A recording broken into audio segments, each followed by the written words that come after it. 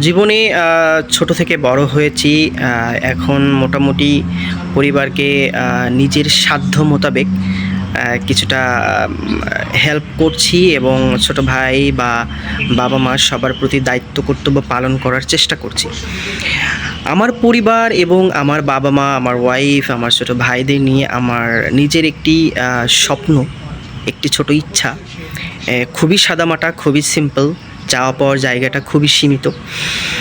আমার পরিবার এবং আমার বাবা-মা, আত্মীয়স্বজন সবার সাথে সদাচরণ এবং ভালো ব্যবহার করে আমি আমার জীবন পরিচালনা করতে চাই ইনশাআল্লাহ।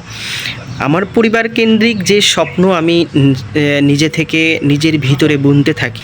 আমি চাই আমার পরিবারকে আরও সুন্দরভাবে ভালো একটা জীবন, ভালো একটা সময় উপহার দিতে।